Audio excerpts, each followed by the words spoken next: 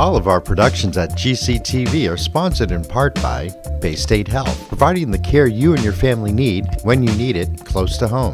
Visit them online at baystatehealth.org. Greenfield Savings Bank. Visit them at 400 Main Street in Greenfield. Call them at 774-3191 or go online to greenfieldsavings.com. Greenfield Community College, providing access and excellence in higher education in the Pioneer Valley. Visit them at gcc.mass.edu. The Hammond Family. The Hammond family are longtime supporters of Greenfield Community Television. New Fortune Chinese Restaurant on the Mohawk Trail in Greenfield. Visit them online at newfortunema.com. Call them at 772-0838 and check them out on Facebook.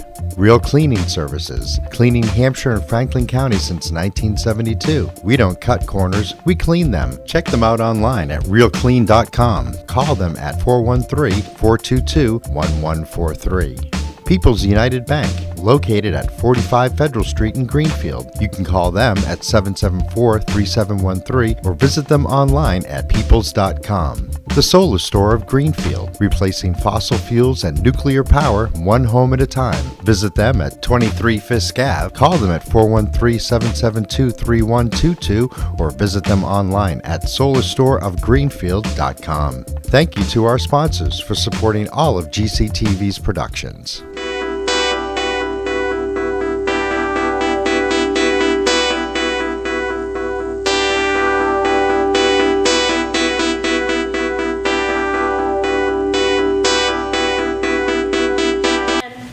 That's not enough shelter in town. And so we need to figure out how we solve this problem. So this isn't about the long-term housing situation.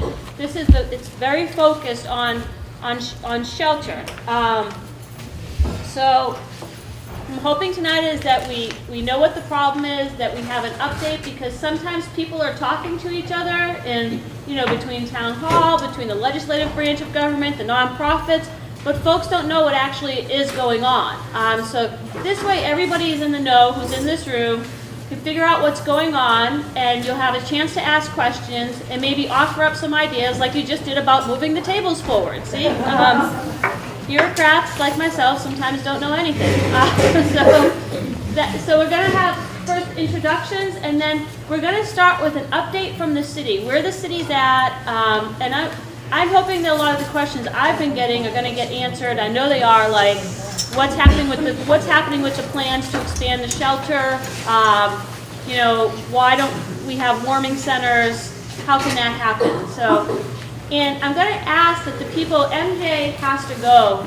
She can't stay for the whole night. So I'm going to ask that you let people get through their reports. We have folks here from the state. We also have Representative Mark and Senator Comerford. So I want people to be able to say what they know and where they're at, and for you to be able to ask questions. But let's get the presentation part over with first. And let's start with the introductions. Sarah Ahern, Vice Chair. Sarah Ahern, Vice Chair of the Human Rights Commission for the City of Greenfield.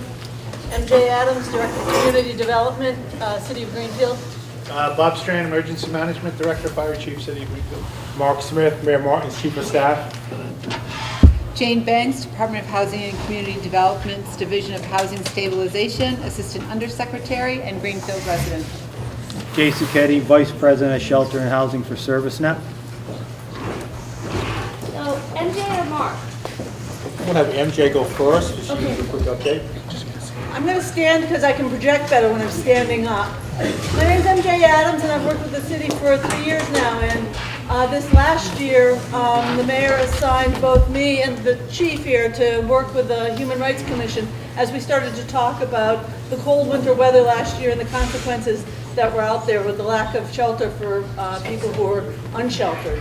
So we started some early conversations with the Human Rights Commission probably in April and May, and started to, for me, it was a bit of a learning curve to come to understand the range of services that try to protect people when they're unsheltered. During the course, we started working on that, and during the course of those conversations, it became clear to us that there clearly was a need for more shelter beds in the Greenfield area. And then we had the summer encampment on the Common, and that really sort of raised the profile of the whole issue here in the region. When we started to deal with the issue on the common this summer, the folks camping out on the commons in the summer, there was a lot of discussion about what could be done in the interim to provide temporary shelter, or temporary places where people could be. The city at that point decided that it was, while we did work with the people who were on the common, we really wanted to shift our focus and pay more attention to a longer term solution, both in terms of creating additional shelter beds and then also looking for a longer term solution, because once people are in shelter, they get stuck there if there's no place affordable that they can move out and into. So we actually had a two-pronged approach. Start working with the service providers to try to create additional shelter beds, and secondly, to start looking at expanding the supply of the next step of housing for people who are living in shelters right now. But tonight we're just really focusing on the shelter aspect of this, right? And so where we were let me give you a little history on what we did over the course of August and through the fall. We started to work with CSO, who had a vacant building on High Street that they had been using for a program but had become empty because they moved the program. We thought that that might be an opportunity to create an additional shelter there. We started working with CSO, Clinical Support Options, who's the owner of that property. They were open to that conversation. And as we started to have that conversation with them, ServiceNet, who operates the individual shelter on Wells Street, said, well, there might be a possibility for us to expand onto the second floor of our shelter. So in discussions, we decided it was better to expand an existing shelter than to try to create a fresh new shelter in another part of town. It has a lot to do with staffing and capacity and the ability to ramp up as quickly as we could. So we started working with ServiceNet. They were working with their landlord, who was open to the idea. We toured the building. It looked like it was a pretty manageable thing to do. Those were naive and inexperienced eyes making that initial assessment. So ServiceNet engaged their architect, to take a closer look and to develop a proposal. And there are ServiceNet people who are here, so I'm just reporting it from the local officials' perception of what happened. And if there's anything that I'm misrepresenting, I'm trusting ServiceNet to jump up and to correct me, okay? Okay. So at that time, the price tag came back a little bit, with a little bit of sticker shock for the local officials, maybe not for ServiceNet, but for the local officials. The mayor had indicated that we would be using some block grant funds in support of trying to get this moving along, but we didn't have sufficient block grant funds to be able to dedicate to that project at the time. We had been talking with DHCD, and Jane Banks is here from the state, on two fronts, both on first on operating costs. You know, it's one thing to build the beds or to build the shelter or to expand the number of rooms that you have. It's another thing to have that facility staffed sufficiently so that it would be safe for everyone. So there were two conversations that were ongoing: operations and the capital investment that would need to happen in order for a building to become physically available. We continued to work on that conversation. It seemed like it was going pretty well in November, but we knew even back then that we would not have additional shelter beds this winter, unless it was like a miracle in construction, but you rarely see those. So we've been really clear that, you know, no additional shelter beds that we could accommodate this year. So we actually were engaged in conversations with the ServiceNet staff, with the Salvation Army, and talking about what sort of contingency plans could be made if the shelter was over capacity again. And kudos and credit to ServiceNet is that everything that I've seen is they've done, you know, yeoman's work making sure that no one is turned away, that when people come in and need shelter, they're accommodated, or they make arrangements to have them accommodated someplace else. So where we are right now with the shelter expansion on Wells Street is that we are hopeful that we'll be able to come up with some state funds to help that happen, to help the addition of, you know, 12 to 16 additional shelter beds at Wells Street. We continue to work diligently to make sure that people who are sheltered need shelter, and we are continuing to work so that that next step of housing, I mean, you need more shelter beds, but you need more shelter beds because people cannot move out of shelter if they can't find an affordable room to move into that they can have. So we continue to work diligently with the Greenfield Housing Authority, with some private property owners, to see what we can do about expanding the supply of single-room occupancy and studio units in Greenfield. And that's all I'll say about the long-term shelter, or the long-term housing issue. I have a question that Mark or MJ, maybe you could speak to this. What about warming centers? Because some folks just, the shelter is not an option. So what's preventing our city from opening up any of our public buildings on a 23-degree temperature night? Why can't we open it up to be a warming center?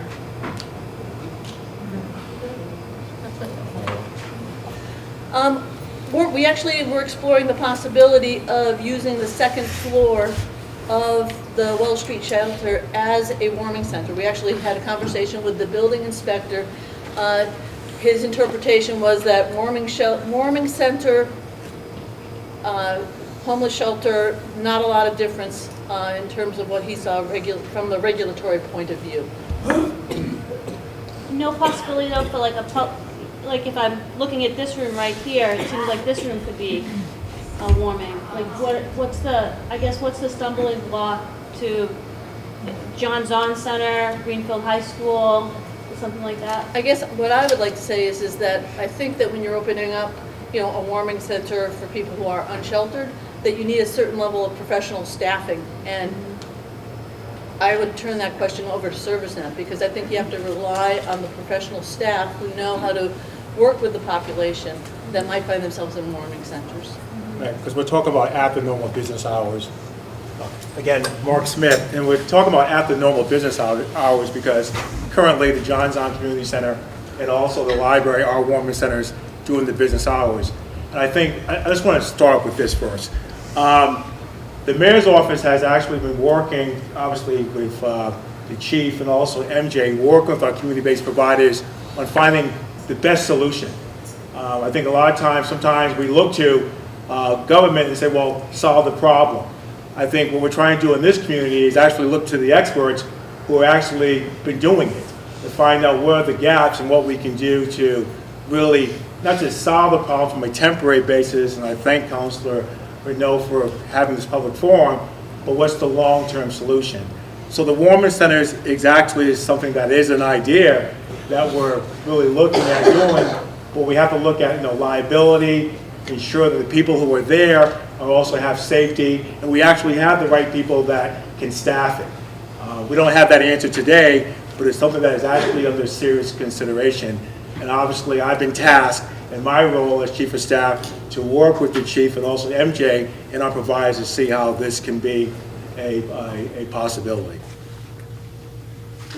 Now that the city has spoken, does anybody have a question? And I'm just going to point because I can't see everybody. And if you could stand and project. It's my understanding that Massachusetts has Code Blue, and that the cities themselves have to write bylaws to be a Code Blue city. Does anybody here know about that? My understanding is that Greenfield does not have special bylaws for Code Blue to open emergency churches and things like that. Like for this last weather that we had where Kathy and Aaron died, other places would have been open without having all of these restrictions. Can anybody talk about that? Because I know there are cities in Massachusetts that have Code Blue for exactly those kinds of nights, and the nights that are coming up this week. Yeah, I mean, I could speak to that a little bit. So during the summertime, the city council did pass an ordinance that would lift zoning regulations and enable churches and other places to become warming centers, and then that was vetoed by the mayor. It was vetoed by the mayor and said to not be lawful, that we couldn't actually do that. So then the Human Rights Commission last February, they submitted a freeze ordinance, and Sarah can talk about that, but it's not been passed. And there is a stumbling block, it seems, in figuring out why we can't lift zoning regulations to create temporary warming centers. But there and again, everything in the public buildings would suffice for a temporary warming center, because the churches don't have the sprinkler systems needed, but the public buildings do. Town hall could open its doors. so town hall could open its doors, and it seems as though what we're just getting from right here is that there needs to be staff, and so if there needs to be staff, there needs to be money for the staff to do it. And I mean, we're talking about, it's 23 degrees tonight, and it's gonna be freezing all weekend. So I wanna go over to Karen from the state. Maybe you could help us talk about the money aspect and how we get some of this money, and then ServiceNet to talk about how we utilize your staff, because we need to make this happen. Does that seem like a good course of events, going to the right side now? And Sarah, do you want to say anything about the Code Blue, or? Yeah, because I've actually done some research on the Code Blue system and spoke to Chris Bessie from MEMA and Chris Bessie from MEMA and the coordinator for the Mass 211 system. The Massachusetts has a Code Blue weather alert system that links to the Mass 211 system, which anybody can call from. Usually, I think it's like the eastern half of the state is linked in, and its communities have to have a memorandum of agreement with the Mass 211 system. Greenfield does not have that agreement. We have the Mass 311 system, which is not emergency.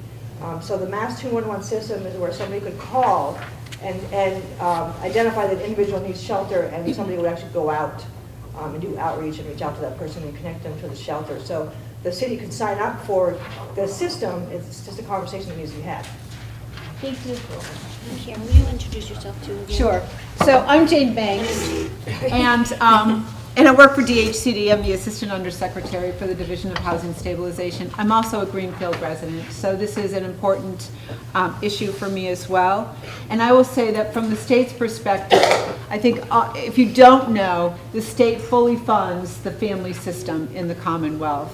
We do not fully fund the individual system in the Commonwealth. We fund about 60% of the individual's operating budgets. And so that's where we have a bit of a snag when it comes to winter beds and overflow beds, what we call overflow beds. So in the winter, we typically need additional beds in our system to be able to accommodate folks who are out in the cold. And so providers in every region get some additional dollars from us to be able to fund those beds. We don't have a lot of money. And so because there's not a lot of money in the individual line item, every single dollar that we have is accounted for. And so that's where I think we can talk about the money. We do have, downstairs in our office, we have folks who do development, physical capital development of housing, but the dollars are really restricted for housing development and not shelter development. So I think that when we're having this conversation today, we need to figure out how it is that the state and the community can come together to kind of figure out how we're going to make this expansion happen, because I think it's important. I have a question.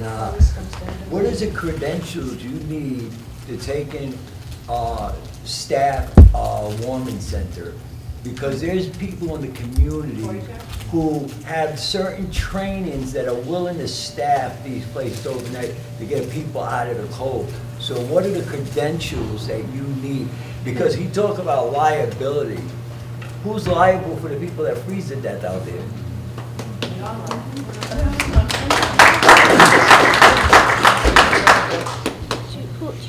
Do you want to speak to that? Yeah.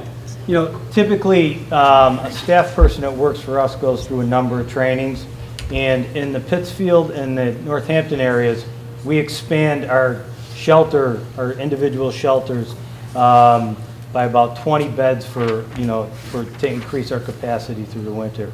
And we start about 6 weeks before we do that, because generally what happens is people that come in, they're open for 6 months, November through the end of April, and so we spend about 6 weeks training people around, how do you know when someone's overdosing, Narcan training, nonviolent restraint, first aid. So there's a whole number of things, because the people that are coming in usually in a winter bed and it's cold and it's out there, it's pretty significant issues that we have to deal with.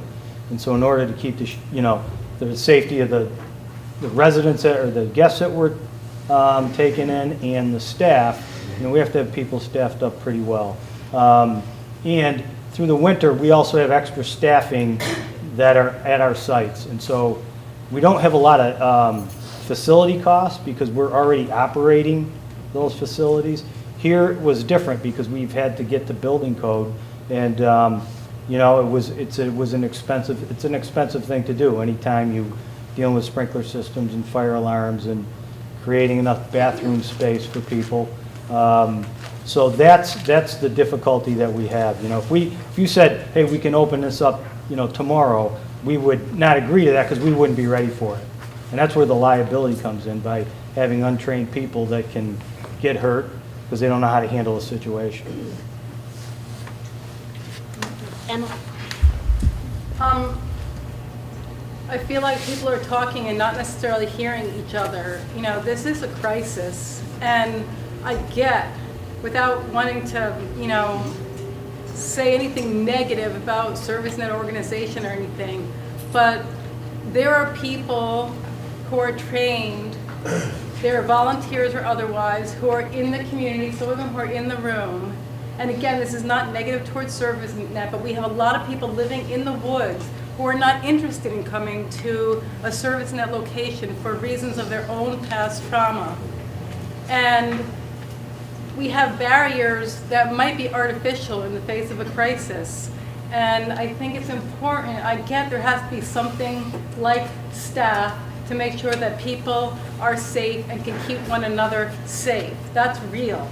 But I think there are other trainings that could be acknowledged that don't all have to funnel through one space or two spaces, that could be acknowledged that would be sufficient to make sure that people could have the place to come that's warm without as much red tape. Emma, going on that, I just want to ask our state delegation, do you know, I know for ServiceNet it's one thing, but for the city to run a warming shelter, are there any, what are the, kind of what the gentleman asked earlier, what kind of training do we have to give a person? Like what are the stumbling blocks? What are the liabilities? Do you know? I mean... So Paul Mark, anybody that doesn't know me, state representative for Greenfield and 15 other communities in Berkshire and Franklin County. I don't know offhand what the training requirements are. This is what I can say to you, and on behalf of Senator Comerford as well. If it is found that there are regulations or items in state law that are actually a barrier to what the town, the city wants to do, that is where legislatively we can try to file something, whether it's a bill or a budget amendment, something like that, or we can work with the overseeing agencies to try to help them change their regulations and make them more flexible, especially so often what we deal with, the rules are built for Boston, and in small towns like Greenfield, like Peru, they aren't necessarily realistic for us to comply with. Does that make sense? So when I used to work for the Center for Human Development, we opened up what's now Craig's Doors in Amherst as a warming shelter. And it was just supposed to be a warming place for folks to come in out of the cold. And so it was at the church in Amherst by UMass, I can't remember the name of it, but we had to have a sprinkler system in there, the church had to have sufficient insurance, the agency had to have liability insurance, we did have to have staffing there. We could select folks who were trained from the community if that's what they wanted to do, and did do that. I think we did that through Kevin. So, I think that there is ways to do that, but you have to look at sort of above and beyond what we want to do as human beings, right? Like the liability that the facility and the agency who's overseeing it has to sort of look at those things, because you want to be able to make sure that things are up to code, the Board of Health issues are taken care of, your sprinkler systems are taken care of. If there's food being served because it's an overnight warming place and you want folks to have something to eat or drink, that there's somebody overseeing that as well. So there's complexities around that I think really have to be navigated through. And I think that if there was a, I'm going to put this out there, but if there's a committee or a small group of people in Greenfield who want to start to kind of look at that, you know, that's where your support comes in, is trying to figure out, where can we do this? How can we do this? What's the insurance liability for not only the building, but for the staff and for the individuals and for the provider who's going to probably oversee it. So, I mean, those are ways that you can be helpful. This is a general question for anybody who has the answer. Could you stay? My name is Eric Gilmore. This is a general question for anybody who has the answer.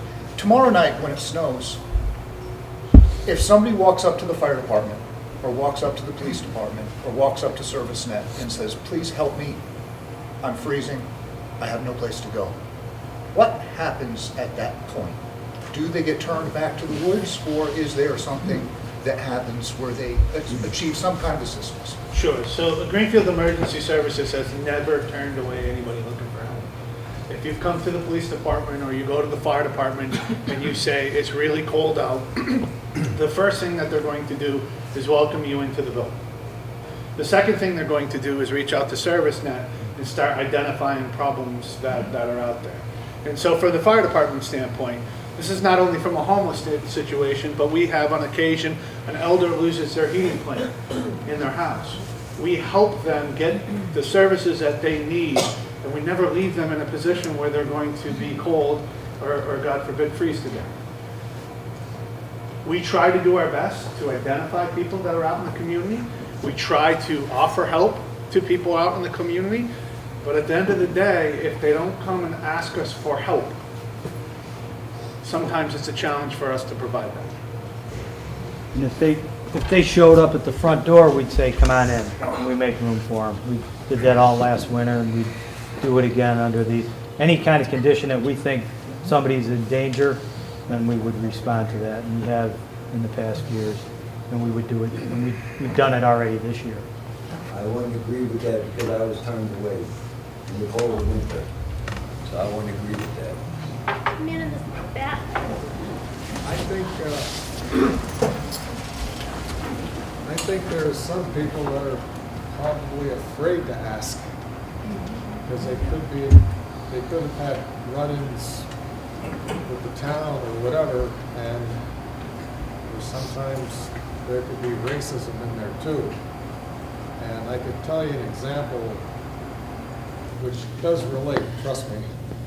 We found somebody's little dog running loose, and we were trying to identify it. We put out a paper saying that we found it, and then it was this African-American family that claimed him. They were afraid to go to the police or to anybody because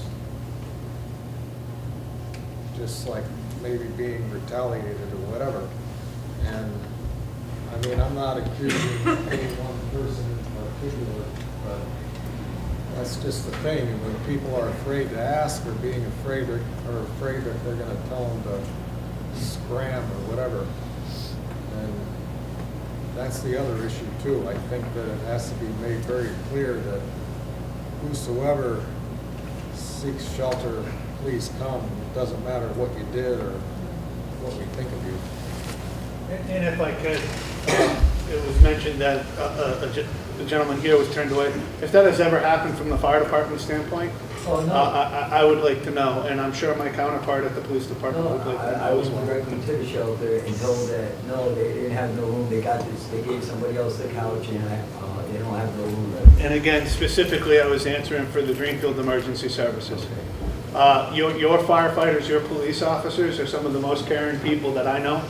And when people ask for help, we do our best to make sure that people get help. I know there's sometimes things happen within the community, but at the end of the day, these public servants that are here care about this community.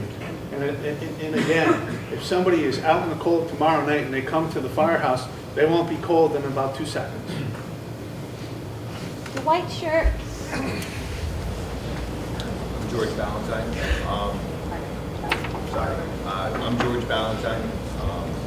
And as far as ServiceNet not turning people away and everything, ServiceNet does a wonderful job for what they can do, but there is a stigma on the whole mix of addiction and incarceration in this community. And I've had very similar experiences where I've personally been turned away. not in this community, but just in general. But more recently, several individuals that I worked with who are homeless were turned away by the shelter due to overcrowding. They allowed them in, they gave them a place to warm up, but as soon as I left, the person advocating for them, they were turned away 2 to 3 hours later. And I realized that there's only so much we can do, but it just seems like, to me personally, there's a label on the homeless, and they're afraid, as it was stated, to get help because they feel like they're a burden. They feel like that they're going to be judged, they're going to be crucified just for wanting and needing the help. So they push themselves further into the woods and put themselves in life or death situations in order for them to survive emotionally, which is just as important as physically.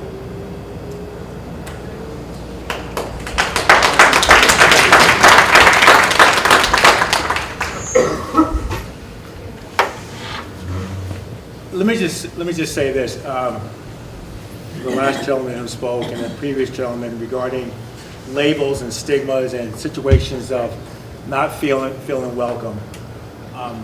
We know that's a reality that we deal with in society, but I just want to say this. I'm not going to get into details about me, but I mean, I've actually worked in the substance abuse field. I'm a person in recovery over 30 years. I've worked with folks who are incarcerated. I work with the homeless community in New Orleans, Baton Rouge, and Houston. So I want to say this, as the mayor's chief of staff, there's someone in the position who is not judging, who is an advocate, and as a friend with the council president, that's why I'm here. I'm also friends with Sarah and others here. I also want to say I work closely with the police department here. And I feel welcomed by the police here. Being a person, we'll say, of color in a community that has not many people of color here.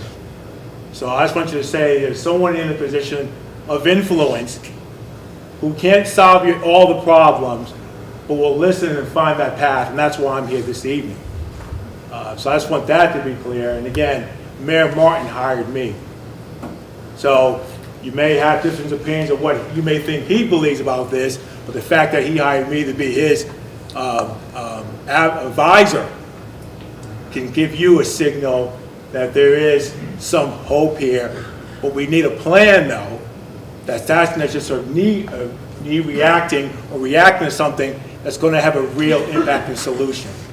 And that's why I'm here this evening with my other colleagues and to get input from you.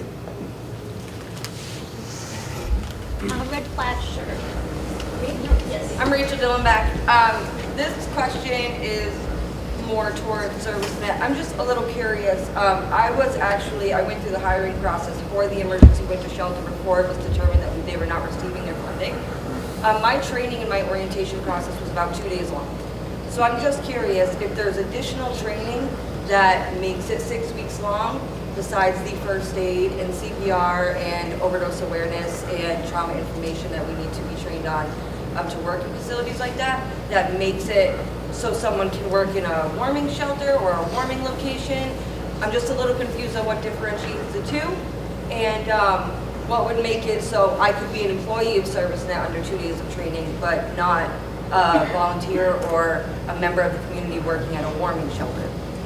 When I talk about 6 weeks of preparation, it doesn't mean we're doing 6 weeks of training with people. We're doing 6 weeks of interviewing people, getting people in. There's training component that's within that. So it takes us 6 weeks to get ready to start, an expansion. It doesn't mean people are getting trained for 6, but identifying staff, like the process that you went through, and getting people ready and schedules and all that. So.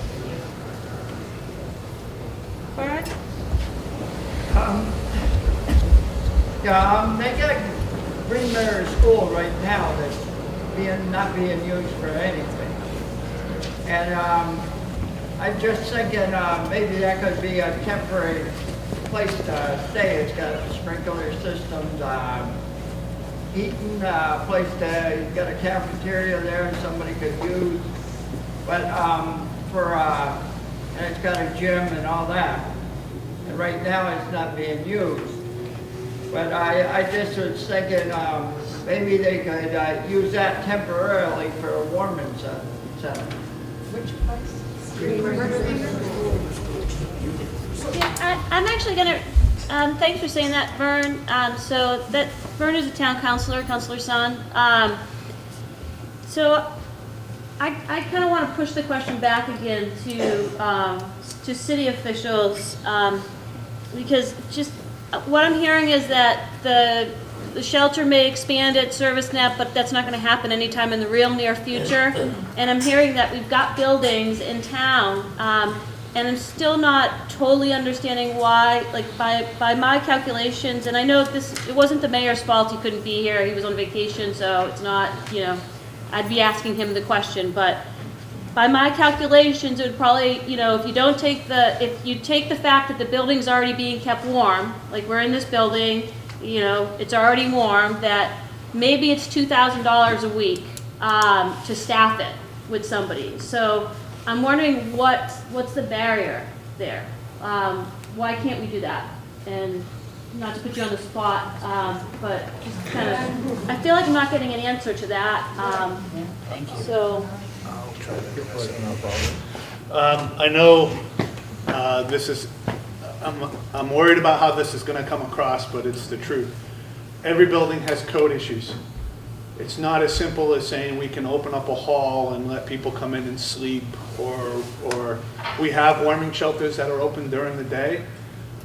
As soon as you open a place open for nighttime, are you confirming that people aren't using it to sleep? If you are, it changes the use. There's a bunch of different code things that go along with it. It's very complicated. You have to take in sprinkler systems, you have to take in alarm systems, and then you have to worry about training. If it's a town-owned building, there are certain restrictions that kick in that, say, a church might not have, including some, do you staff it with a police officer? Do you staff it with EMTs? In the county, we have sheltering plans for disasters. We have regional plans that, like the Irene event, where if we had multiple communities that were impacted, what would a shelter look like? And we would do it collectively together with our partners. The people that manage that shelter is the American Red Cross. American Red Cross will tell you they can only open 3 or 4 shelters within Western Mass because that's what they have the staff to do. A shelter like this, we've looked at the idea of what it would take to do that, what mechanisms and who would the volunteers be. I rely on the American Red Cross for the disaster part of it. And so they wouldn't be available to do something on a full-time nature. So, what about people in the community who already are qualified and are willing to volunteer for it? yeah, I don't have an answer right now for that. It's something that could be looked at, but from an emergency management standpoint, I don't have an answer on that right now. If the codes are okay for daytime use. Everybody, you have to raise your hand or else it's going to end up being a free-for-all. We can't have that. It's okay, you can continue. Thank you. You're welcome. But if the codes are sufficient for daytime use, If the codes are sufficient for daytime use, why can't it just be, I mean, the school is used during the day, and it's for kids, so it's going to be very strict. So why can't it be used at night? Because the use of this building is education. What? So can you suspend that when it's 0 degrees out? I know you don't want to hear this, and, No. and I get that, and I sympathize with it. Every building in the Commonwealth has a use group. When you change the use of that, you change the code. And so you no longer go from educational, you go to a shelter. This community doesn't have our regional shelter. Again, we have a regional shelter that we share with other communities in the event of an Irene or something like that. Okay? We have permission under code to do that under certain buildings. This building right now doesn't qualify for that. So. Pam, Kelly? Yeah, so I've been casting my mind around for the right place, and I'm presuming that we need a place like the day after tomorrow. This is not like in the future sometime. It's going to go down to 3 degrees or something. And the place that comes to my mind is the waiting room of the hospital. You know, I've spent 7 hours sitting in a chair there at some point. And you know, if I had a choice between sitting in the hospital there with some extra supervision, maybe by a cop on the beat at night, or I don't know what, they have, everything is there. You know? So there's a thought. What do you think? Could we ask our favorite hospital for some help? I don't know. I don't think anybody is. I think it's a good idea. I do happen to be in pretty constant contact with the hospital. Never with an issue like this, though. But I would be happy to ask. I have a feeling that there are obstacles. I don't want to be the naysayer, though. I want to be. I just think that the emergency room is already so crowded, and they have borders. I realize, though, you can go in there. There's lots of waiting rooms that are warm, but I'm worried about the HIPAA violations. But let me ask. I know exactly the person to ask, and they'll be glad that this is what I'm coming to them with, not something else. What people are we talking about?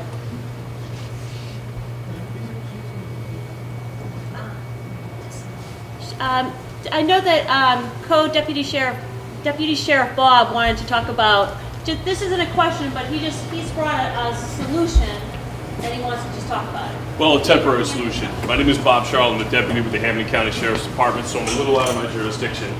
But I'm here at the invite of the chief and his lieutenant. I run a program in Springfield, Chicopee, and Holyoke, and we call it Operation Basic Necessities.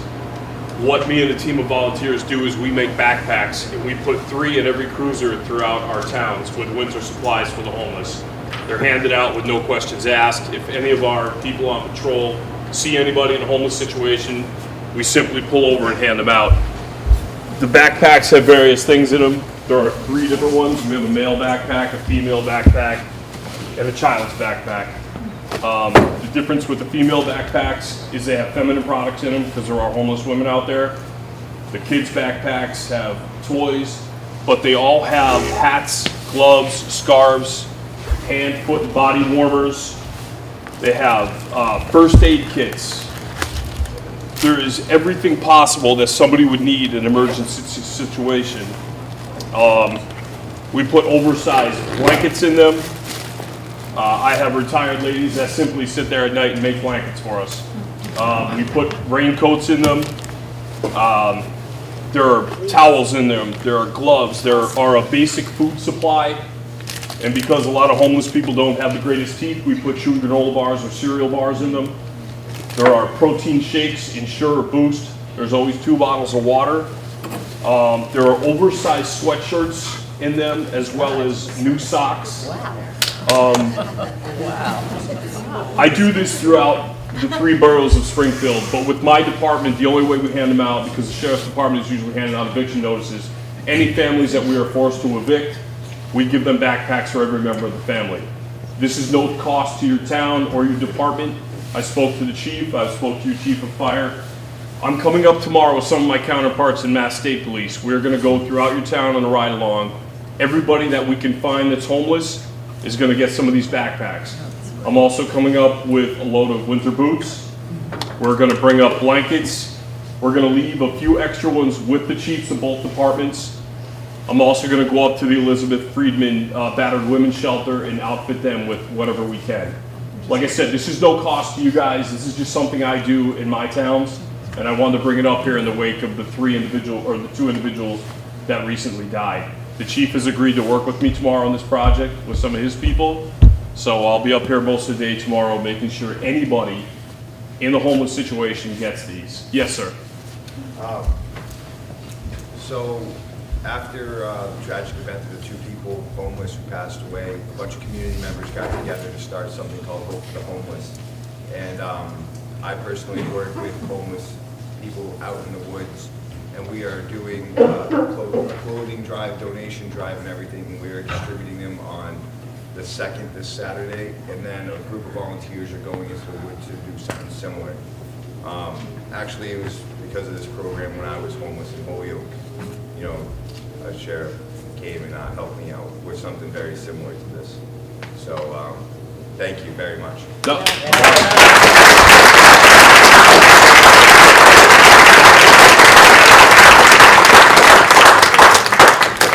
just looking for folks who haven't spoken. Claire Higgins. Hi, I'm Claire Higgins. I'm from Community Action, and we're just about to take on something called the Continuum of Care, which is. Can you speak up? Sure. We're just about to take on a project called the Continuum of Care, and that's where money to help homeless people, and also it's really money to help the providers of services to homeless people, and to increase the housing stock that's funneled through the Continuum of Care. That Continuum of Care includes, the board of that includes providers, but it also includes community members. And I will be reaching out, we will be reaching out to Greenfield to say, we need some people on this board to help think about this in the big picture. I also want to say that other communities are ahead of Greenfield. Other communities have done things 10 years ago, 20 years ago that didn't happen here, maybe because it wasn't as pronounced, because housing was more affordable. I don't know why. But now, we're up at it, right? We're right there. And so in other communities, before the use groups changed, people could do a shelter in a church basement. Now they can't do that. In other communities, they had teams of faith-based volunteers staffing those shelters. That still can happen. There's no reason why that can't happen. It just has to happen with the proper structure and oversight. Okay, in other communities, in Northampton, for instance, which I know a little bit about, and after much therapy, I don't worry about it. But in Northampton, there's a group called Hampshire County Friends of Homeless, and they go around every year in March and raise money to help support the shelter. And it's a group of people who also help organize the crews that are going to work in the shelter over time. They've done that. I don't think they do it as much anymore.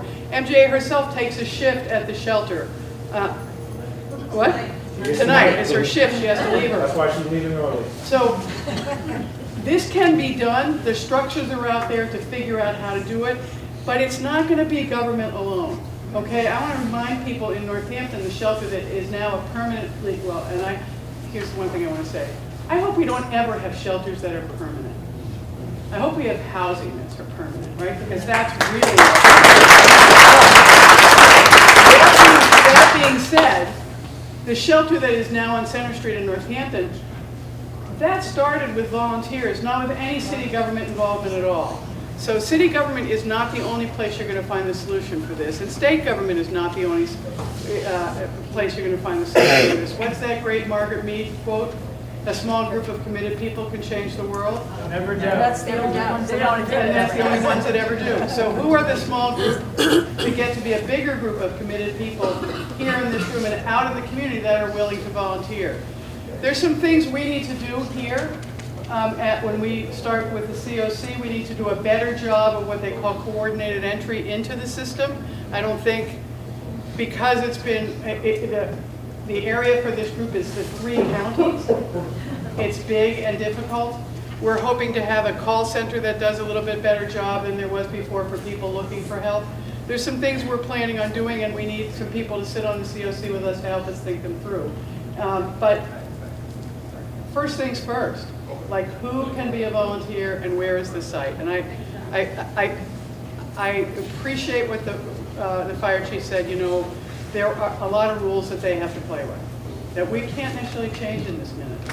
But we have to find where are the compromises that can be made in the immediate crisis, right? So, you know, Community Action is willing to help in any way we can within the bounds of what we have available to us. Okay, but I actually think it's all of us looking in the mirror and saying, what can I do? And not, you didn't do it, it's more like, what didn't I do and what can I do next, right? So I'll take a shift at the shelter if we can figure out a place that we're going to do it. I'll take a shift. You know, right? So who's willing to take a shift is the first question. And then the second question is there a building that will meet the needs that can be identified? And I will say about city buildings, I'm gonna go out on a limb here. Then somebody might saw it off, but we rent a city building to run a child care center in. We don't have a cop there. Like, if you lease it to somebody, who owns the liability? The person you lease it to, not the city, right? That's correct. So can we figure that out and not leave the fire chief and the police chief feeling like they have to own it all? Right, because you shouldn't have to own it all. So there's a bunch of different pieces that have to be woven together. So there's tomorrow, where do people go when it's 15 degrees? And Rudy's going to call the hospital, and there's a bunch of other people who are thinking about that, right? The chief and ServiceNet says they're not turning people away, and so you've got to take people at their word. But then there's next week and next month and next year. I want to say one more thing and then I'll shut up. If we spend all our time worrying about shelters, we're never going to solve the problem. And I'm going to strongly suggest that what this community needs, what this town needs, is a city-created committee in ordinance that looks at solutions to the housing problem. I think the ordinance, yeah, the group that's meeting together now, right, that's an ad hoc committee. The problem with ad hoc committees is when those people are out of office, it's done. If you put it on the books and say we are always going to have this front of mind, then it lasts. So I hope that's one of the things that grows out of the committee. Well, right on that same note, I want to ask, so we're talking about the zoning problems, right? And I sympathize with both the chiefs of staff here too. So is there somebody here, because we get so many different answers about the zoning issue, could there be like a group of 3 or 4 people that would raise their hands and promise to, maybe you're a policy wonk, and promise to look knee deep into these zoning issues and maybe talk to one of our state senator or state representative and figure out the definite answer once and for all? Can we open up a public building? Who wants to do it? Ah, Rachel. I knew, yes, I knew it. Okay, so we got 1, 2, 3, and Emma. Yes, all right, and Senator and Representative, all right, so you guys will all exchange phone numbers? And maybe we can have an answer by the end of the week, like what are the stumbling blocks? Why can't we open up a public building? In terms of the money, that's up to the city council and the mayor. The mayor has to put forth the money, but if we're going to open up a public building, that's how that would go. And okay, so I feel like we're making some progress here. Mark. My name is Mark Burson. I live on. Speak louder, louder. My name is Mark Burson, and I live on Bernstein Road. And I hear jurisdictional issues here. The city and the town and the state are very concerned about all the zoning requirements. They're concerned about all the safety requirements, and the fire department is concerned about the safety, and they all should be. But right now we have an immediate problem, and the immediate problem is that we have people freezing. So where do we have something in our community that might not have to render all this to all the Caesars here? Say, we have the federal government, and where is the federal government? The federal government is in the Armory. And perhaps all these rules and regulations would not be enforceable or against the federal government. So, just a thought. So, what I would do is I would contact the commanding officer of the Armory, and I would ask him or her whether or not they would consider opening the Armory as a temporary warming place. And if they were willing to do that, and I bet there are a few blankets in an Armory too.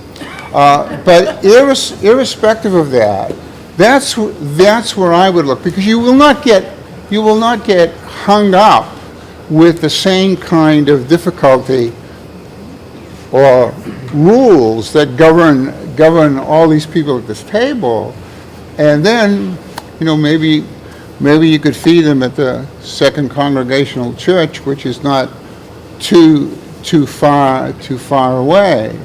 So I would try to avoid all this regulation and try to find some place that jurisdictionally isn't bound by it. Now, whether or not the Armory and the federal government would be willing to host it, I don't know.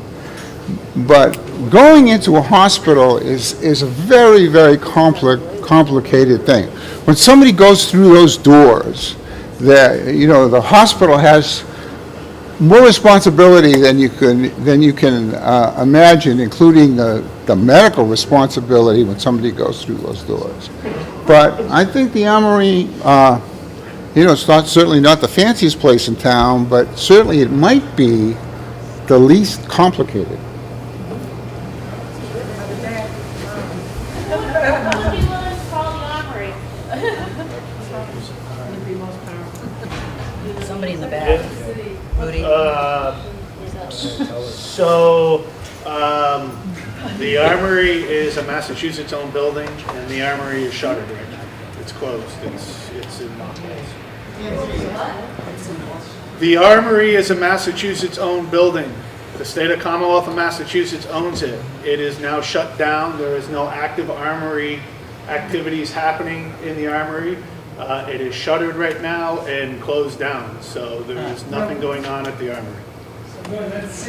All the more reason why we should occupy it. Listen, I know I'm going to get beat up over this, but many complications with the Armory, including the building's not sprinkled. Including the building doesn't have sprinklers in it. Yes. It's my understanding that state buildings have to follow the state building code, and there could be an emergency waiver from the state, and you would not have to worry about that. That's correct. Okay, I just want to make sure I'm State right. building officials can make a determination. Right. But I'm just trying to I think it's paint a picture of what that totally right to put it out there. I agree with that. Where are those regional shelters that we have that are already approved and run by the Red Cross? So they are open, so they're in a declared an emergency event. The shelter is the middle school here in town, and the shelter is at the Montague High School over in Turner. And the way that we operate the shelters for the county under an event like this is the first event that we had was in Greenfield, the next goes to Montague and vice versa, and that's how we do it. And if we need to, we open up the other shelter. But we have partners from multiple fire departments, from Gill, Irving, Deerfield, Turners Falls Fire District, the Montague Fire. There's multiple people involved with that project. But that's a shelter that, again, is when there's a disaster and people are forced out of their homes. Isn't this kind of the same thing? Why isn't this looked at as a disaster with the same kind of sure, the same kind of incentive and the same kind of people being committed to? I mean, people are dying and they're freezing out in the cold, and maybe we don't have a hurricane or a flood, but we do have New England winter, and people that have already been forced out of their homes and are outside freezing. Why can't we look at creating a category where this is seen as an emergency and is funded as an emergency, and we keep those shelters open? So when we open a regional shelter, typically it's in a declaration of emergency from the governor's office. Typically. Maybe our senators could talk to the governor about treating this as an emergency. 1, 2, yep. Okay, this question is for ServiceNet. I would happily volunteer to help vet all the volunteers. I have 35 years of experience as a law enforcement officer with a lot of training on, I deal with the homeless. I've been going in and out of the camps, feeding them on the common for the past 2 years. And I would be happy to volunteer to vet anyone that would like to take a shift to make sure that if I feel that they can handle it, and be in contact with you. My name is Maria Burge. I am a former city councilor. Okay, thank you. First of all, I'd like to say thank you to all of our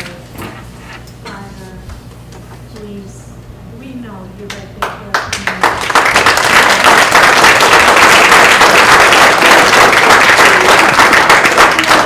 I'm taking the butt here tonight only because you're up here willing to talk to us. Rudy, We also know that you're louder, right there, and you're right there for those folks who are. Can you speak up? I'm sorry. Okay, sorry. I feel like you're right there for us and for the folks who are out there in the cold. And I don't want you to leave here tonight thinking that we don't all know that. We're all just feeling frustrated and worried and concerned and tired. And so you're kind of there. So we're asking you because, like Claire stated, we're kind of looking up here when we need to look this way. I do want to revisit the code blue. I would like, before this night ends, for somebody to commit from the committee or from Paul, Mark, or Joe to find out how this town, this city gets code blue for the emergency where we can open some of these buildings, erasing those codes. And I know it exists. We have a lot of cities in this state that have it right now. And this city needs it. We need it like now. So I hope somebody before this meeting ends can take on the responsibility to find out how to make that happen in this city. Does anybody want to take on, Rachel, could you put that? I feel like we need somebody who knows where you talk in the state. I mean, the mayor is one of them. I'll take on the responsibility of Code Blue. And then maybe Joe and Paul Martin can help us with this and make some noise at, down at the governor's house. A little knocking. Because, it's like you said, Boston and these cities get all of the money and all of the attention. We're sitting here and we're drowning. And these people are looking at 2 days from now at below zero weather again. And we still don't have an option. So I just think that maybe should be our priority right now, see how fast we can get something going. I'm seeing a hand way back there. I just can't see you. We've got two problems here. One of them is long-term, and one of them is what can we do in the next couple of months. And the only thing I can think of is if one of the churches steps up. And I know you've spoken about regulations, so a church can't declare a warming center, but it can declare an all-night meditation service.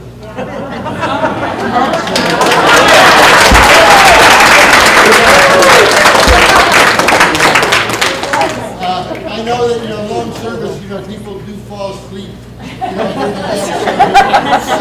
So that's the only thing. But because I can't speak, but one of the churches would have to step up to do it, and I think they would need people also volunteering to staff and do it. But that could happen in the next day. Can I just say, I'm going to look into the issue about the warming center designation for a church versus a shelter, all right? Because it's different if it's a shelter, right? You're housing people overnight where they are sleeping and they're not able to maybe get up if there was an emergency or something. A warming shelter is, I think, different. And so my point by that is, if the churches are going to open for a warming center, that could be a possibility. Not a shelter. Again, what I was talking about is the terminology was the issue.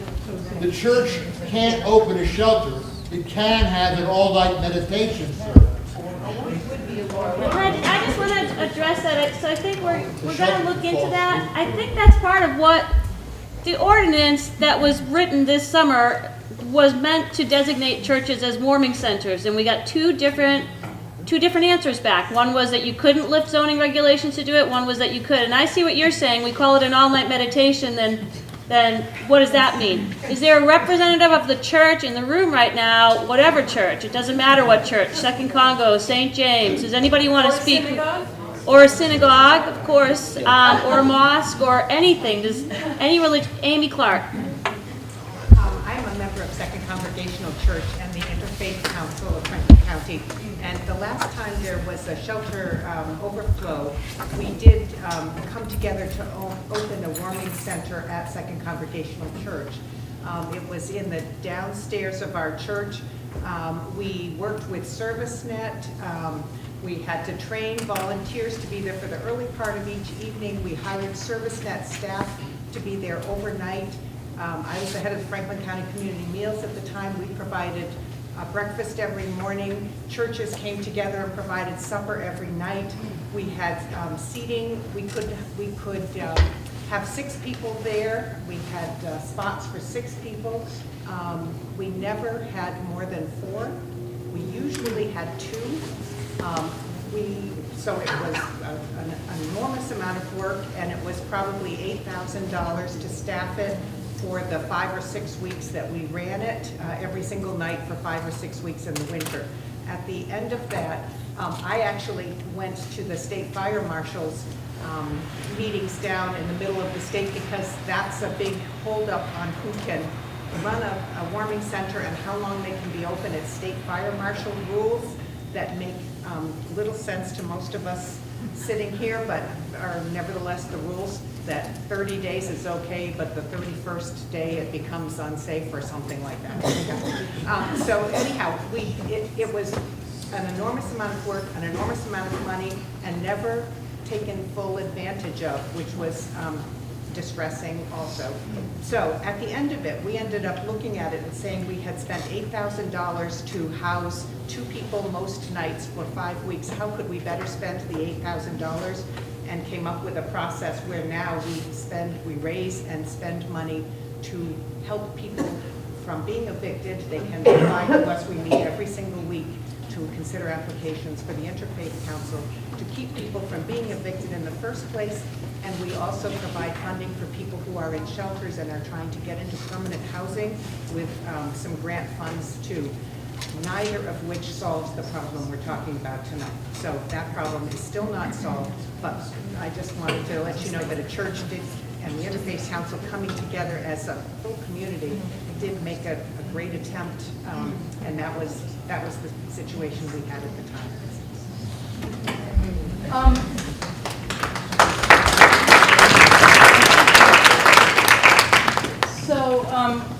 I used to sit on the board of directors of the Jewish community of Amherst, which is a synagogue, a Reconstructionist synagogue, and we had overnight events all night. They were not for this purpose, but it's along the lines of what this gentleman was talking about.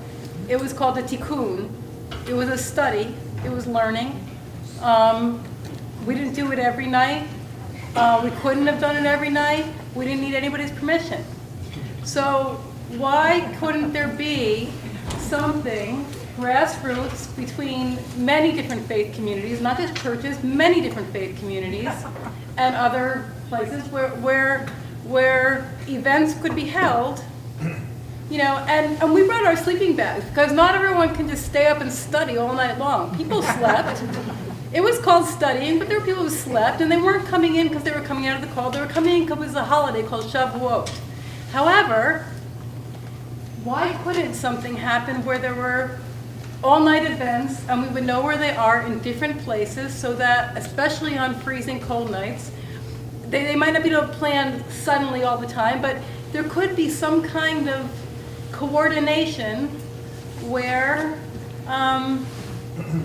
you know, like Underground Railroad, but it's not, you know. It's, you know, in the South, maybe they call it a revival when they had a 3-day church service, and you know, we call it a tikkun, and it represents Sinai and Judaism, and maybe just like things where we don't have to have all that regulation, and it's something that's not owned by the city, and we can just do it. Emma, could you look into that? I'm going to start an Underground Railroad, look into that. Andrea. Becca. Yeah, I have a question. Some of us don't know what the numbers are, and what we've just heard, that there were only 2 people who took advantage of that. I'm wondering, do any of you know, ballpark, what numbers we're talking about? Ask How many? George. What? Ask George. George, how many, I know that, so we're being asked the number, you know, in light of the fact that Second Congo, there are only 2 people. I know because I know it had to happen before 2011, because I volunteered and I was not on the town council then. And so now we're looking at that was about 8 years ago. So how many folks, I know it's a hard number to come up with, but how many folks are out there? I'll speak with like definite answers. So I work specifically with 17 individuals who live in the woods and another 10 who are local to being in the community. who don't mind, you know, going to the library or panhandling on Main Street or something. I work with 10 other individuals. I also associate with several other people who have their own unique network of homeless people who trust them, and it varies from person to person, but together we've averaged it to about 50 individuals. And to be honest, it's probably more than that. And that doesn't mean that they're from this community, but they have migrated to this community and reside within the Greenfield borders currently. In the woods and locally within, But under bridges. would they come? That goes back to what I stated earlier with the stigma thing. As long as the community is open, you know, if they have a trusted individual who they feel comfortable with stating, you know, these people are truly here to help and everything, a lot of them would give an open shot, and especially because we have a gentleman who has been in a very similar situation to a lot of them, maybe not exactly. It makes it easier to trust, you know, the officials and everything. I know coming in here, I had a resentment towards city councilmen and everything, but after hearing this gentleman speak, we have a lot in common. Our stories are not exactly the same, but they're very similar.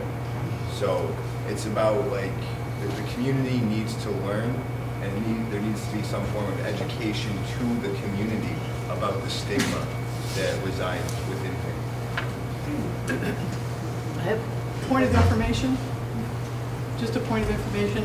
Every year across the entire country, there's a night where all of the homeless people are counted, the point in time count. I know Jay plays a role in that. I don't know if you're playing a role in that this year, but we probably should figure out how you can, because if you don't count those people, they're not going to be counted. So we got to figure out how to hook you up with the point in time count people. And I think the count Starts tomorrow. starts tomorrow. Goes out for the next one.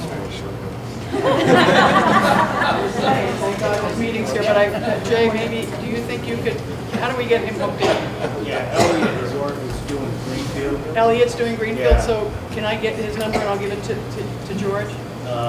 Yeah, I'll get George's. Okay, great. We'll figure out how to get that hooked in, because I think we don't want to miss those people. The information we have from last year doesn't show that kind of number. And it means that either people were missed or the number's gone up. We don't know until we get it.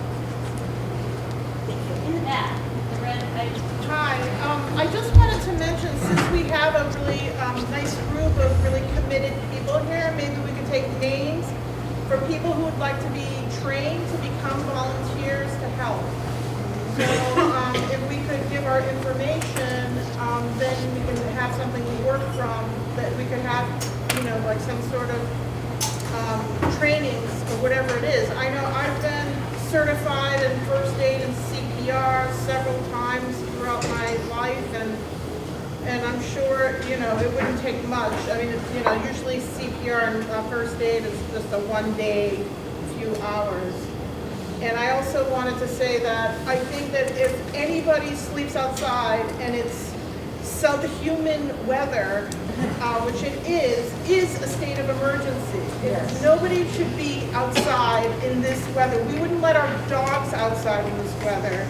I don't want a human being outside in this weather. I don't want anyone. So I know that I have wild animals that come and live in various parts of underneath my house in this weather. So, you know, like, everyone's scrambling to find shelter. And I really urge, and I think with this whole state regulation, and what I'm hearing from the legislators is that they do want to create an environment where not all these regulations have to be followed in order for us to have something now. I mean, we knew this problem was coming back in September. So, thank you. Good idea. I'm going to pass out two sign-up sheets. One is if you want to volunteer at a shelter, and then the other is if you want to volunteer at Hope for the Homeless for George's group. You want some volunteers, I assume.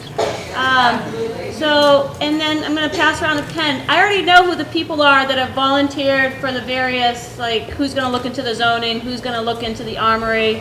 But that's a really good idea, so I'm going to pass this out. Does anybody, Becca, could you start circulating it? I'm just trying to find people who haven't spoken already. So I'm just wondering, Since we are talking about a crisis situation in the next couple days with the cold coming on and with the homeless count that's going to be happening soon, what would it take to start something like a community fund or a pool of money where we could all just put in what we can afford, like even just 20 bucks a person here tonight would buy hotel vouchers, something like that, somewhere where we could just get people into a hotel room for a night, maybe hand it out during the homeless count, because, that's the need right now, right, that there's people. Yeah, something like that. You just answered my situation with that. I was just gonna say, we need to raise some money like now, today. Now. I mean now, we need to do this like now. If you've got a group of people that really care, that are here in this room right now, it needs to be done now. We can all sit here and talk amongst people and talk and talk and talk all night long. But if we don't take the action, then we're not going to get things done for these people in the next 72 hours.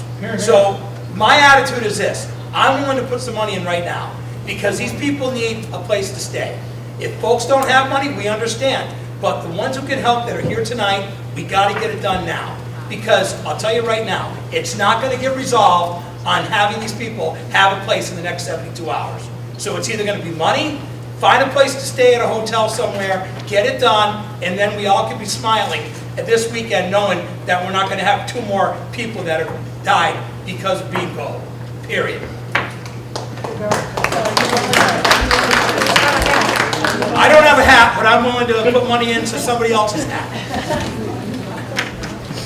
I don't want to just move on to another question though without kind of like addressing that there's folks who are willing to give money. What's the mechanism by which? The best mechanism I know is a GoFundMe page. The problem is always finding. But you're giving away 10% though, huh? You're here. I mean, we could pass the hat around. What about doing that and a GoFundMe page? I know they take 10%, but I can't think. You know what? I don't want to give 10% to somebody when I know that we can do it locally and we can get it done here, Rudy. Rudy, if I have to spend the rest of this week helping to raise money in downtown Greenfield, I will do this. Rudy, you know me better than that. I know. All right? It's on you. That's fine. Okay. That's fine. All right, here's the hat. All right. I don't think this hat's going to be big enough, personally. Because I know what kind of people we got. Yeah, but Rudy, how would we work with a situation on a check? What's that? How would we work away a situation if it was in a check form? Write it to cash. Make it up to cash. Okay. Write it to Bobby C. Rachel. I'm very happy to get nerdy about zoning and policy, and I'm very happy to donate money. And I also wonder if we're not maybe missing another source of emergency shelter that some of us might have available. And I recognize that this is a can of worms I'm about to open, but I own a home in Greenfield. I have a guest room. I have a fold-out couch. I wonder if there's a way that individuals with space in their homes, which I know everyone's not going to be comfortable with, and for all sorts of reasons, and that's totally fine. But for those of us who might be willing and able to offer that, if there's a way that we could coordinate with ServiceNet to be on a list that people could, known people could be placed in private homes. Well, but I need to caution you about that because housing court is full of these situations where people have opened up their home to the door, and once somebody's through the door, they become your tenant. They have all the tenancy rights of Massachusetts, and there's horror stories that go on in housing court about people that can't get somebody out that they've been kind enough to give them their home. So I'd just be very cautious about that. What about Airbnb? No, I'm serious. People that might have an Airbnb space, is that the same situation? I don't know. I'm not sure. I'm Cheryl Fox, and I live in Turner's Falls, and I came tonight prepared to talk about the issue that was the front page of the paper about showing compassion to sex offenders. And I'm not going to talk about that because I see that this issue has been funneled into something more narrow than that. But I do want to just say that there are a lot of sex offenders that are among the homeless people, and a person that I know who is in that situation said, well, we can't even come to the high school to this forum because we're not allowed in the schools. And I assume that we want to hear from the voices of the people who are most affected. So I would just encourage us in the future to meet in a place that's accessible to all those who are affected. Good point. I'm sorry. You're gonna forgive me, I'm gonna cry. But y'all talking about people in the woods, it's people in cars, and I live in a motorhome. So if I could get help, I would appreciate it just as much as people in the woods. What she means is when they were talking about the count of people in the woods, she was wondering if they're going to count people that are in their cars too, because there are a lot of. Or in people's attics, like me. Can I just respond quickly? Yep. If you know that we have to figure out how to get them counted, yes. The goal is to count everybody. We don't know where to go. Well, but Tell us where to go and be counted, I'll go. well, we are late for this year. We weren't the ones organizing it. For next year, we'll be better organized, and I apologize for that. But if you know people that are homeless, I think they can go knock on Jay's door and say, count me. Yep. Right? I mean, they can Yep, go to the 60 shelter and Wells say, hey, Street. put me on the list. I'm on the list. Is that I fair? put myself on that list. That's fair. And Okay. I have friends in their cars. Everybody, we're gonna be wrapping it up soon. I want to let Senator Comerford, she's our new senator. What I wanted to say is that Rep. Mark and I are in to sort through what is a municipal zoning, what is a state regulation. We want to do that. And I appreciate the immediacy of this evening. And I want to make sure that we all know that there are some very good pieces of legislation in this session, particularly at the state level, that's going to get at what Claire said, which is, yes, we have to address the immediacy. We must. It's a human rights issue. It's a crisis. And I really appreciate this community coming together. And the issue is about enough money for shelter beds, enough money for crisis intervention, and then how do we build affordable housing? And how do we build affordable housing for everyone? You know, across communities. And so there, I printed out some legislative numbers, some bill numbers. There are advocacy groups that are mobilizing. There's an incredible swelling demand for affordable housing and for the legislature to be held accountable for better housing policy. And let's get it done this session. And Rep. Mark and I are there to do it with you.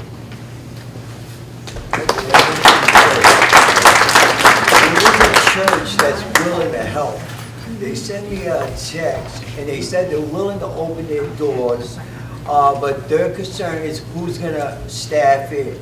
Is it going to be a birth staff? I open it as a woman shelter, the All Souls Church. They're willing to do it, and they ask if, like, you want to do this like for several days, Thursday through Sunday, or something like this. And with this weather, maybe somebody from one of you can get in touch with them and say, yeah, we would like to do that. We would like to open your doors because we got 3 degrees below degrees weather coming, and we need a warming shelter for these people. And you're for service that maybe you could supply the staff if we're not good enough in the community. There are some of us that do got trainings. I have trauma-informed training. There's other people, like the woman said, they got trainings in these. People sitting here got trainings. They've been through trainings, and they can staff the place, and they're willing to staff it. You know, because we could talk about it. It ain't doing them no good out there. You know, it's not going to be done. So I know a lot of folks still want to speak.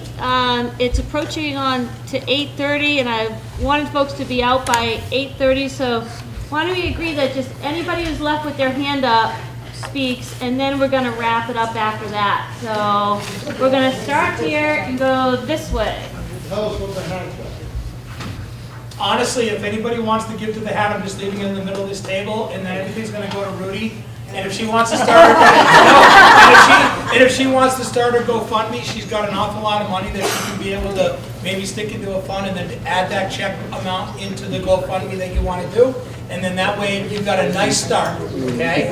But my question is can we make a phone call to a couple of the local hotel owners to make sure, Rudy, that if there's a situation where someone needs a place to stay in the next 2 or 3 nights, that they're gonna be able to know that we have money to be able to cover that, okay? Okay.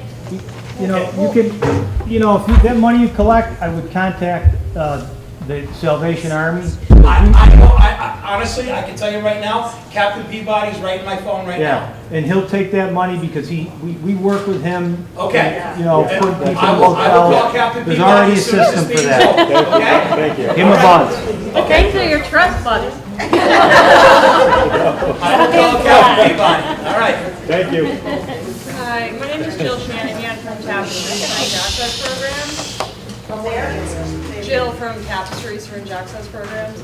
So I'm hearing a lot of things right now about this, and I want to commend George first and foremost and what you guys are doing down there.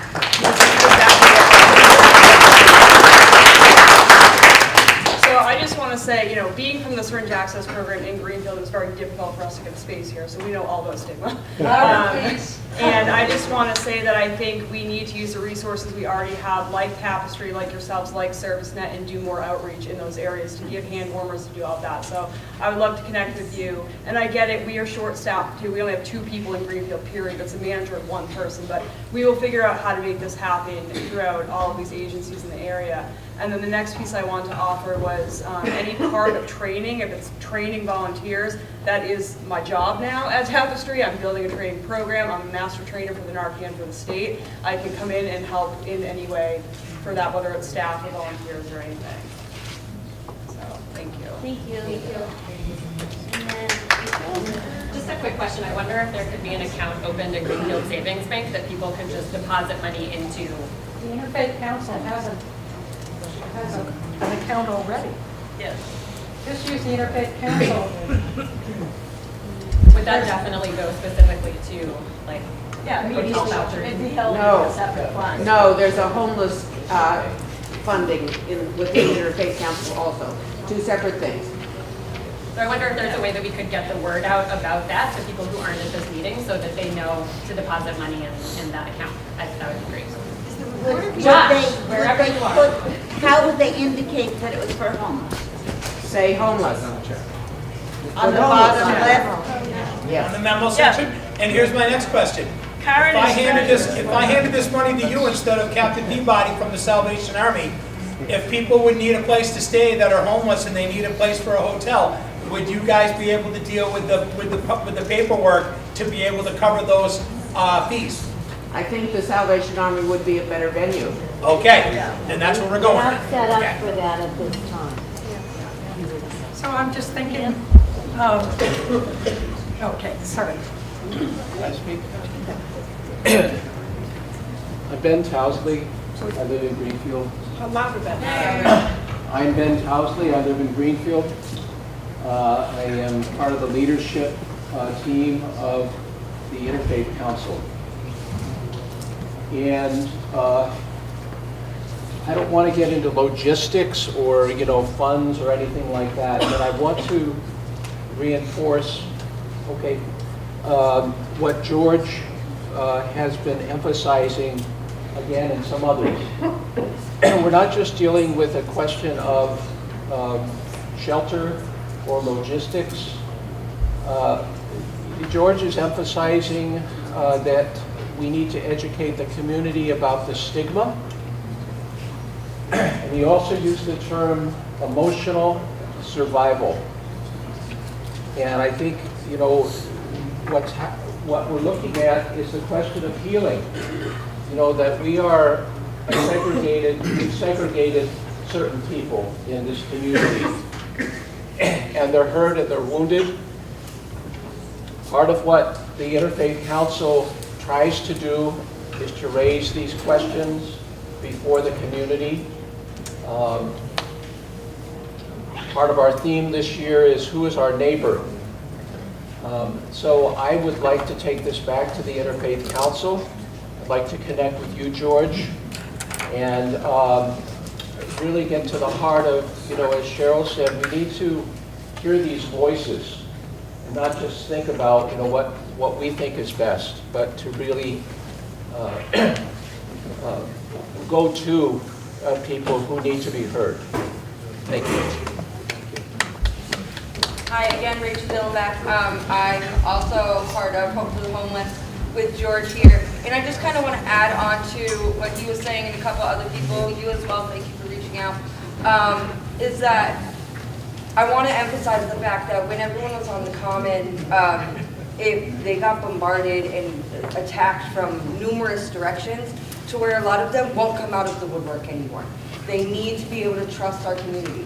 Money is great, but I mean, we were working on this fundraiser the other day. We stopped on Main Street because we saw a group of people and we got out of the car and we handed them flyers. They didn't want the $1 that we gave them. They wanted to talk. They wanted their voices heard.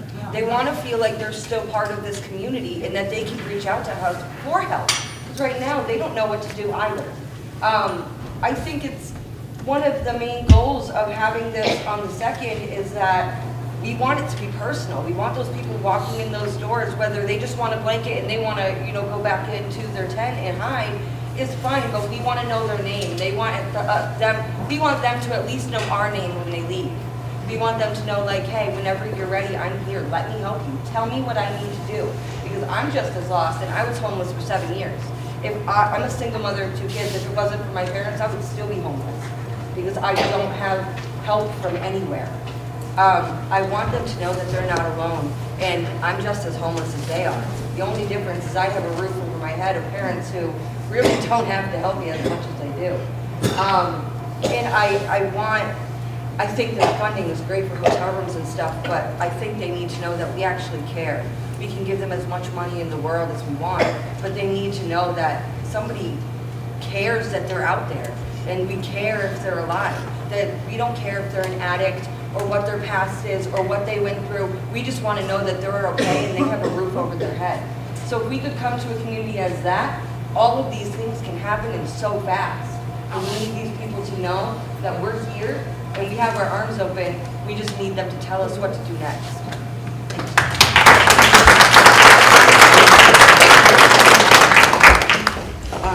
Can you tell us where it's located, Rachel? Sure. So our drive are these yellow flyers that I handed out a little bit earlier. It's on February 2nd. It's in the back room of the Recover Project. You go into the door on Osgood Street from 9 a.m. to 2:30 p.m. We are absolutely looking for volunteers, people with resources. We would love to get people from different organizations and different churches in there to let people know that they have, a community and on the outskirts just as much as they do in the rooms of the Recover Project and through us and many other places. Can I ask Darius? No, Daria. I'm sorry, Darius is my doctor. Daria? And your doctor too. Hi, my name's Daria Fisk. I live here in Greenfield. And there's just 2 things. One, I was so impressed by that wonderful officer with his backpacks. And I thought to myself, look at how people in the Army survive in the most terrible conditions, because they have terrific things with them to be able to survive. And I think we should take that backpack thing and make things entire shelters, so people could survive anywhere. They wouldn't need a damn building. That's one idea. And I think we can do that right now. Anyway, that's what you're. I forget my idea. Oh yeah, radio. Meanwhile, I do have a lot of experience with radio, and I think it would be wonderful. I'd be happy to do this with you guys, whatever it is, getting people's stories recorded and putting those on the radio. We're in the progress of that as well. Excellent. Awesome. That's all I got to say. So, I'm sorry, but I think it's totally okay for folks to stay and talk in small groups and talk to each other. I want to wrap this up I want to get one thing across, is that we haven't talked about where a central place for all this information is going to go. Like, how are you going to find out about the zoning? How are you going to find out about, where the money's going to go? And the only thing I can think of is a website, because Facebook, I'm not really feeling so warm about Facebook right now. And I don't think it should be a back and forth. And so I'm going to offer up, this is not a campaign thing, it's just, I have this crazy website that I've never stopped paying for on my credit card, that they make it impossible for you to stop paying for it, so it still exists. It's really easy to use, and I know how to use it. It's my last name, Renaud, for Greenfield. It doesn't mean you have to vote for me. I'll take any campaign stuff down from there. But it looks like this. It's blue. And I'm happy to be the keeper of the information. And if you go to RENAUD for Greenfield.net, I'll take all my propaganda down. And right now, questions 1 is up there. We won't talk about that. And I will try to make notes of what we talked about tonight. I'm a little slow with this stuff, so it might take me a day or so. But I do know how to update it, and I can put information down about what we learned, because each of us has assignments, and then that way folks who are out there in the woods, you can go on this website, or people like George can relay the information that, wow, we found out the church can open up. The church is going to be open on such and such a night. You're going to be able to go to the church. So I want to make sure that this information gets out there. This is the only way I know how to do it, unless somebody has a better information. I don't want to use a town website. I feel like, again, let's just do our own personal stuff instead of going through the layers of town hullabaloo. And then Pam and Sarah, and then we're out. Well, real quick, I think you all know that we have food. So All Souls does Saturday, we pack enough for Sunday, right, Molly? So, and the Congo Church, Second Congo does Wednesday, and I mean, I think we have Tuesday and food. Wednesday. Tuesday and Wednesday. So, and there's one of The Episcopal Church does Monday. Does Monday, so there you are. We're pretty much covering the territory. And the Salvation Army does breakfast. And lunch. And lunch. And now, the question is all night. So now this is a vision. I got a vision, but we haven't checked it out with the church administration. But can you imagine an all-night sing at All Souls? Where we just sing, rise up and show your care. Give love with the grannies we are sharing. Sarah's going to have the final word. Thank you all elected officials. ServiceNet, thank you for everything you do. Thank you for our town Before you get to officials. Sarah, I want to just say that I wouldn't be here today if it wasn't for Rudy putting it out that she's here. This would not have happened without Rudy.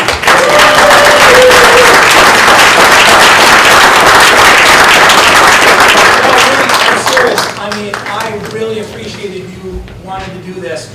And as soon as I saw it, I literally told my wife, I'm busy Monday night, don't Thank you. But what you did with the vigil and the nice job that you did on the common and the word that you got out, look how many people showed up here tonight, Rudy. It's because of the word that you were able to get out to everybody. Thank you. Thank you. Thank you all for coming. And Sarah's going to finish it up, but don't forget, get me your information from my website. Okay, so I've just like some thoughts to percolate. Thoughts to percolate. So, if there's a state of emergency, a weather emergency that's issued in the state, my thinking is it's a state of emergency akin to a flood or fire. So these are to the public safety officials, the town officials. Why couldn't the same mechanism that opens up whatever regional shelter they're talking about, which my grandmother actually stayed overnight in this building before it was built when the Greenfield Gardens flooded out. So that's where I got the knowledge from. And there's designated buildings for this purpose. And the added bonuses, Red Cross covers those kind of things, and it's not constant. So if you have a state of emergency that lasts 2 days because it's cold weather, maybe we could activate the Red Cross volunteers. Thank you, everybody, for coming. We really have a really caring community. Thank you. Thanks, Sarah.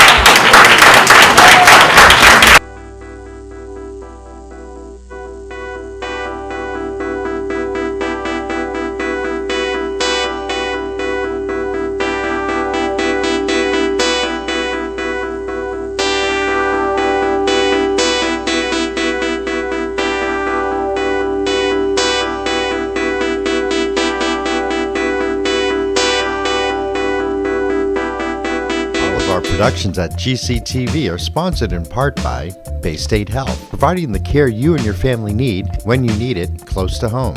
Visit them online at baystatehealth.org. Greenfield Savings Bank. Visit them at 400 Main Street in Greenfield. Call them at 774-3191 or go online to greenfieldsavings.com. Greenfield Community College, providing access and excellence in higher education in the Pioneer Valley. Visit them at gcc.mass.edu. The Hammond Family. The Hammond family are longtime supporters of Greenfield Community Television. New Fortune Chinese Restaurant on the Mohawk Trail in Greenfield. Visit them online at newfortunema.com. Call them at 772-0838 and check them out on Facebook. Real Cleaning Services, cleaning Hampshire and Franklin County since 1972. We don't cut corners, we clean them. Check them out online at realclean.com. Call them at 413-422-1143. People's United Bank, located at 45 Federal Street in Greenfield. You can call them at 774-3713 or visit them online at peoples.com. The Solar Store of Greenfield, replacing fossil fuels and nuclear power one home at a time. Visit them at 23 Fisk Ave. Call them at 413-772-3122 or visit them online at solarstoreofgreenfield.com. Thank you to our sponsors for supporting all of GCTV's productions.